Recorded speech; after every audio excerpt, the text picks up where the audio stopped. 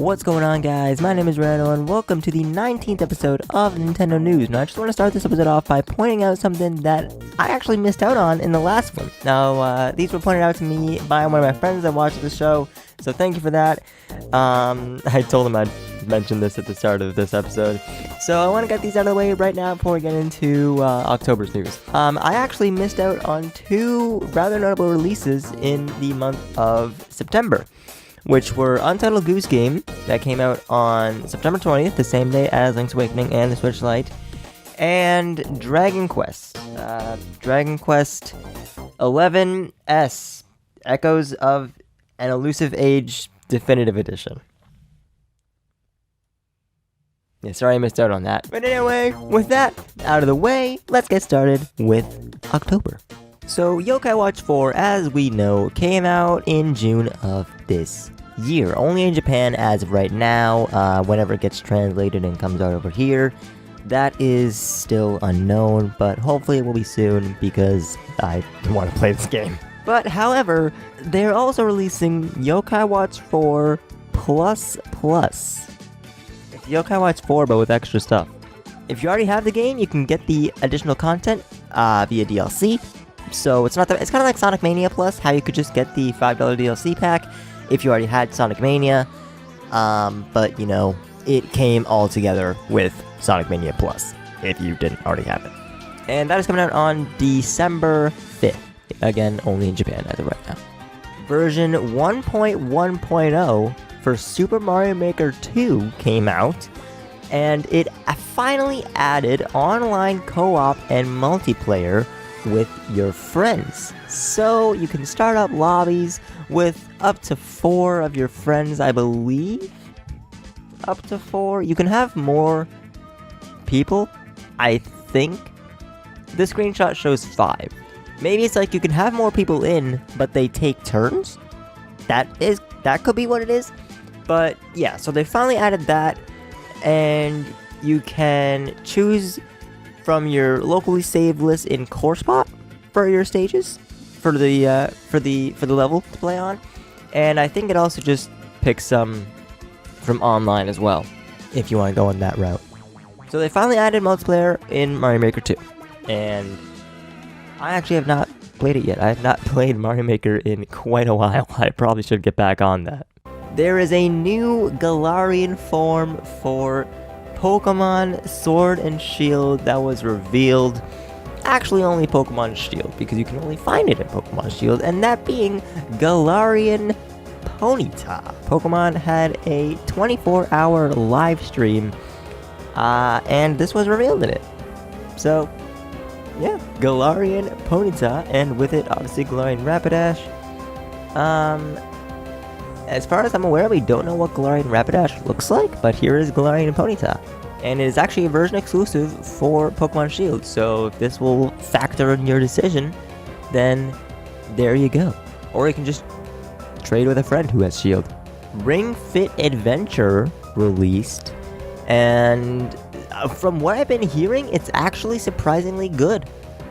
You know, I thought it was gonna be, you know, just another like a fitness game, kinda. But apparently it's actually good. So I might have to check that out once I get, you know, enough money for it. Which, actually, that's something I'm going to talk about probably in a future video, so maybe look out for that. Maybe look out for that. I'm not saying anything, but you might want to look out for that. I'm just putting that out there. You know, you might want to consider it. There was also new Gigantamax forms revealed for Pokemon, these being Gigantamax Charizard, Gigantamax Butterfree, and Gigantamax Pikachu, Eevee, and Meowth. Now, Charizard and Butterfree are already in the game, they're fine, whatever. Gigantamax Meowth, or the Meowth that can get Gigantamax, can only be received for early purchasers. Now, I could be wrong, but I believe it's a pre-order bonus if you pre-purchase the game, but I'm not sure, because the way they word it makes it seem like it's similar to the Piranha Plant situation in Smash Ultimate when he came out, because it says that you get, if you select, it's an early purchase bonus for Pokemon Sword and Shield by selecting Get via Internet in the mystery gift option from November 15th to January 15th. So you have, I'm assuming you have that 2-month window to be able to get it if you buy it sometime within that frame. Like, in the first, 2 months of the game being out, if you buy it during that time, then you can get Glowing Meowth. I believe that's what they're trying to say, though I could be mistaken. Don't quote me on that. I'll figure it'll be clearer once the game actually comes out. So next month might be able to talk on that if they clarified that at all, or probably in 2 months once I get my copy, because I'm probably gonna get mine a little later than usual.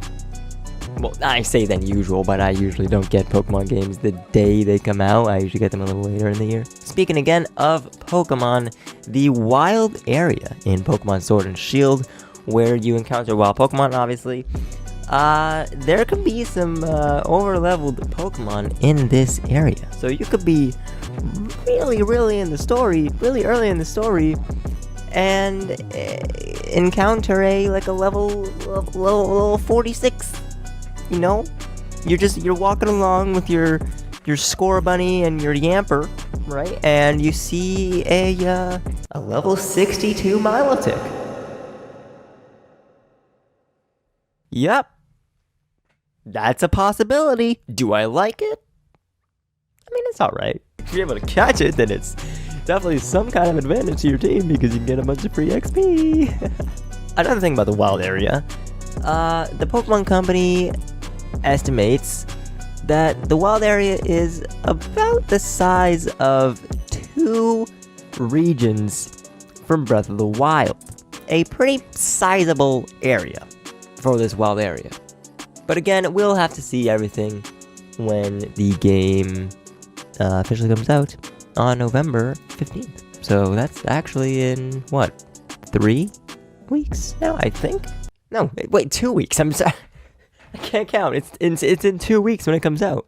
And the last thing about Pokemon Sword and Shield is that they finally let you skip the catching tutorial.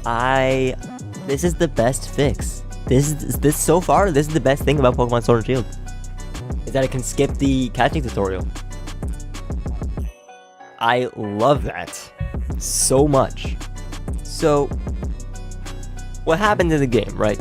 Here's what happens. So you pick your starter, and then you talk to your mom, who gives you some money and Pokeballs to start off your journey. Go on a little bit, you'll be able to encounter and, obviously, catch some Pokemon. After doing this, well, the next step in your journey is meeting Hop and Leon. As you know, Leon is the champion, and Hop is his younger brother and your rival in this game. Or one of them. I think the other two are Bed and Marnie. But Leon will teach you how to catch Pokemon unless you've already caught a Pokemon. If you catch a Pokemon on your way to meeting Leon and Hop, he'll instead point out about, oh, you already caught some Pokemon, and move on to the next topic. So just catch a Pokemon on your way to meeting Leon and Hop, and you won't have to go through the tutorial. So you actually want to catch a Route 1 Pokemon this time, and I love that. Like, okay, is Yamper a Route 1 Pokemon? Who's the Route 1 Pokemon in this game? I want to find that out. I want to find that out. And also, I'm really sorry, I forgot to mention that you get Gigantamax, Pikachu, and Eevee. Going back to the Gigantamax point, I forgot to mention that you get either the special Pikachu or Eevee that can Gigantamax by having a save of Let's Go Pikachu or Eevee, respectively. You get Pikachu through Pikachu, you get Eevee through Eevee. Kinda makes sense. There's a company called Sades? Sades? I don't know how to pronounce your name, I'm sorry. But they're making special Joy-Con for the Switch that are styled like the GameCube controller. Like, it has the same button configuration as the game controller, and they're ergonomically designed They have like little grips in the back, and I mean they're not really optimal for 2-player. Like regular Joy-Cons, you can't really just take one off and pass it to a friend because it has a D-pad on it, right? It has a D-pad on it, and also the button configuration is different on each controller, so it's not exactly the best solution for local multiplayer if you use your Switch in that regard.